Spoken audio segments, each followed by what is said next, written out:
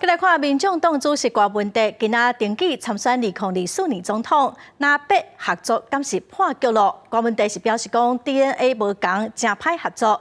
另外，争取国民党提名的鸿海创办人郭台铭，昨伫高雄的暗会，指控总统蔡英文要求讲伊袂当买 BNT， 也毋过总统府是呼吁郭台铭无影的代志哦，毋通去摕来做政治操作。台湾的选择，柯文哲。民众党主席郭文德七月到党中央正式登记参选2024总统，是毋是代表国民党其他人也配合？会着大联盟正式破局咧。郭文德无将话讲是强调合作，毋是密室政治，DNA 无共款，真歹结合。当然，我们是团结一切可团结的力量，但是这不是流于密室政治的权力分配。如果是这样的话，老百姓也不会支持。另外，副手人选，郭文德表示会用定在方式。国民党主席朱立伦是继续看写团结合作，无放弃拿配合的可能。只是即马拿赢人选还未决定，对郭文德参选新北市长侯友宜是表示尊重。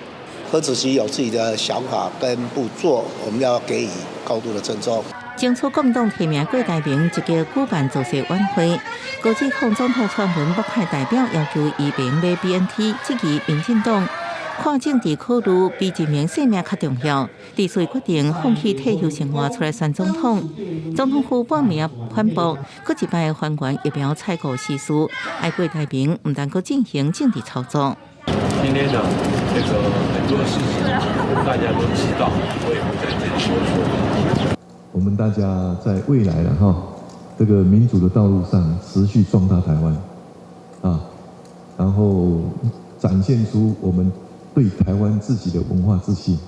代表民进党参选的副总统赖清德是继续公布行程，最近拿赢免讲以两化论述。七月竞总换人郭雅辉是回应赖清德一路行来两化论述拢同款，反问国民党是不是爱做出表述的？记者综合报道。